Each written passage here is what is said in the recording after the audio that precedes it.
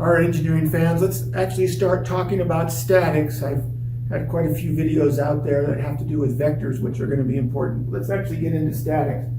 When we do statics, we're going to be studying objects, and we begin with simple objects, what we're going to refer to as point objects, which means they have no length, no width, no height, no dimension to it at all. And that's how we're going to begin. And then later on, we're going to get into rigid bodies. And rigid bodies will be something like this ring, where it's got a length or a radius. In this case, it's got a width, right? So the ring has dimension. I can treat this ring as a point object. I can ignore any of the length or radius or width or whatever you might have, the thickness. All of that means nothing in the problem. Then I'm treating the ring as a point object. But later on, I'm not going to do that. I'm going to treat the ring as a rigid body. So there might be a force that I'm going to act on. It's going to try and twist the body.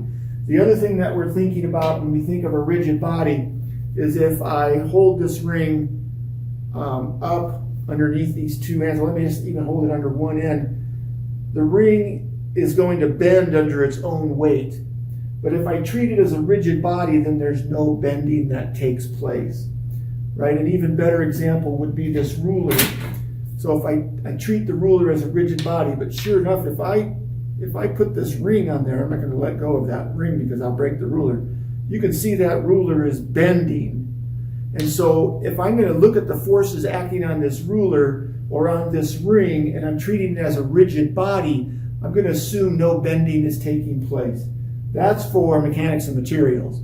So you will take a class in the future that has that kind of bending as something important for us to think about. Okay, so we're going to consider rigid bodies, and we do that because if I exert a force on this ruler, the ring's going to try and rotate the force, and so there's this rotation that's trying to take place, and that's referred to as a moment. The force, the rotational force, and we'll talk about that in more detail later, is referred to as a moment. So that's something to think about. All right, so rigid bodies, so they don't bend or deform under these forces, and that's what we're going to be looking at. Okay, so the other thing we're going to talk about are Newton's three laws, right? And there are three laws of motion that Newton came up with. The first law of motion, and you can read these in your textbook or look them up online. The first law of motion is a body in motion will remain in motion, moving with a constant speed and in a straight line unless acted on by an outside force. We're really not going to work with that too much in statics, because in statics, as the name implies, everything is not moving, everything is static. All right, so we're not going to worry too much about the first law of motion. In dynamics, we will, but in statics, we don't. The second law we write out as an equation, and the second law says the sum of the forces acting on an object is equal to the mass times the acceleration.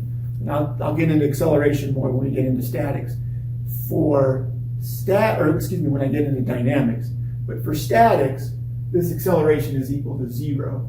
And so for statics, the sum of the forces, right, and the sum, because I'll have multiple forces acting on objects, and we'll get into that later, the sum of the forces is going to equal 0 because the object is in static equilibrium. All right, so in static equilibrium, the net MA is equal to 0. The net force is equal to 0. And when we talk about moments, which are rotational forces, they're a little bit more than what I'm saying, but essentially that's what they are. The sum of the moments will also be equal to 0. We'll get to that later on. And then the third law of motion for Newton is that for every action, there is an equal and opposite reaction. And so if I am holding this ruler up, as an example, then I'm exerting a force on the ruler. That's referred to as the action. The reaction is the ruler is exerting a force on me, right? So they're equal forces. My force is up, the ruler's force is down. That's the action-reaction force pair that Newton's third law is talking about. I'm going to get into this in more detail when we look at force diagrams, okay? So we're not going to worry about that too much right this minute. We'll go later on. The other thing we need to talk about is gravity. Newton has a law of gravity that says that the force between any two objects with mass is equal to G times the mass of object number 1 times the mass of object number 2 divided by the distance between the objects squared, divided by the distance between them squared. And the force is always attractive. It's always attractive. And it's going to be along the line between object 1 and object 2. So I'm just going to call that, there's a vector between object 1 and object 2. The length of that vector is r. And so I'm going to call it r hat. That's the vector from object 1 to object 2. I might write it as r1, 2. I could put a 1, 2 down here as well. Right, so if I have an object here, that's object 1, and an object here, that's object 2, then r1, 2 is this vector, r1, 2 is that vector, and the gravitational force exerted on object number 2 by object number 1 is in that direction. And so I should put a minus sign out in front here, so let me do that, because it's always attractive. So the force exerted by object number 1 acting on object number 2 is in that direction. So r12 points up and to the right, so the force is going to point down and to the left, so in the opposite direction. And we'll talk more about that later on. The other thing to understand about the force due to gravity, this is what we call weight, right? So weight is the force due to gravity exerted on me or anything else by the Earth. The Earth is pulling on us, right? The gravitational force due to the Earth is pulling on us, and that is weight. And near the surface of the Earth, this radius remains, for all intents and purposes, this radius remains constant. Okay, yeah, I'm in Casper, Wyoming, so I'm at 5,000 feet. In Los Angeles, I'd be at 0 feet above sea level.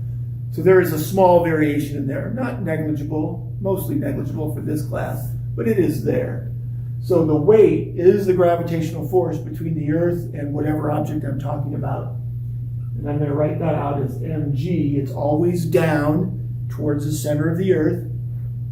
And g, m is the mass. We'll talk more about dimensions later on. M is the mass of the object. G is the acceleration due to gravity.